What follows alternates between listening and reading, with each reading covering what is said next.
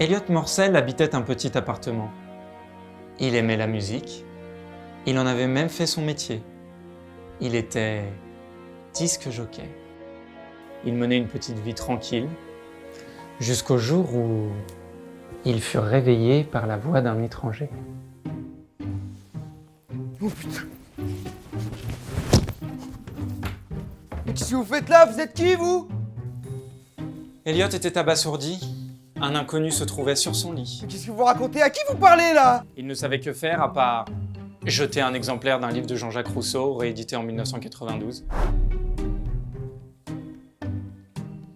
Elliot se demandait si cet inconnu qui se trouvait dans sa chambre était un mauvais tour de son esprit, le résultat d'une soirée un peu trop alcoolisée, ou plus simplement, un voleur un peu fantasque.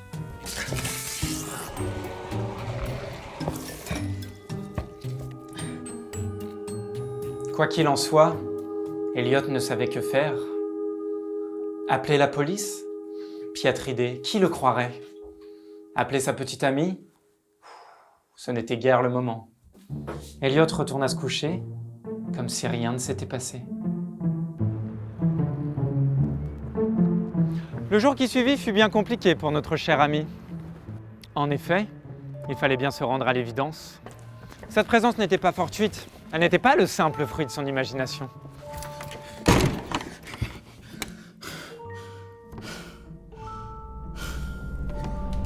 Tout était bien réel. Après quelque temps, Elliot pensait qu'il pourrait peut-être s'y habituer. Après tout, c'était simplement une présence comme une autre. Il n'avait pas à y prêter attention.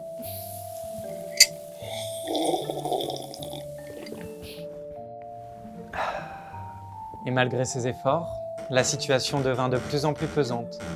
Il n'arrivait même plus à avoir une véritable érection. Mais qu'est-ce que tu racontes, bordel? Mais t'es vraiment taré? C'est bon, je me casse.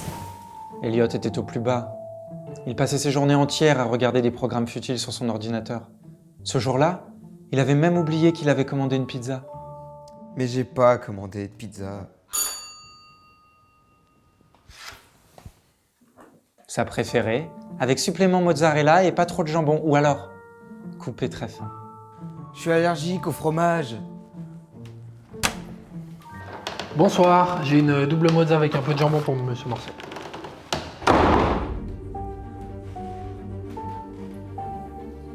Elliot se mit particulièrement en colère. Elliot se mit particulièrement en colère. Elliot adopta une attitude franchement infantile. Elliot adopta une attitude franchement infantile. Lorsque soudain, Il glissa. C'est tout ce que tu sais faire? Le couteau tomba de la table, Non, non, non, non, non, non, non, non. lui ôtant toute chance de fertilité. Elliot n'en pouvait plus. Cela faisait des mois que ça durait. Il avait perdu sa petite amie, la seule personne qu'il avait vraiment aimée. Il s'était isolé de ses amis, et la vie, à l'image de ce vieux pain au chocolat, avait un goût amer. La présence était devenue de plus en plus entêtante. Un peu, beaucoup, à la folie.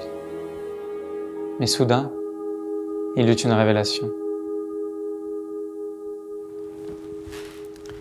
Attends une minute. Si tu es dans ma tête, ça veut dire que si je meurs, tu meurs avec moi. Elliot était-il prêt à commettre l'irréparable? Était-il vraiment prêt à tout sacrifier? Peut-être que notre ami pouvait faire quelques efforts? Que cette présence finalement n'était qu'éphémère? T'as peur, hein? Tu vas crever avec moi!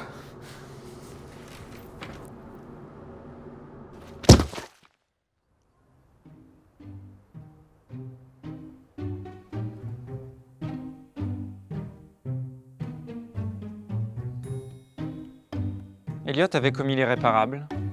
Sa mort ressemblait à son existence, fugace.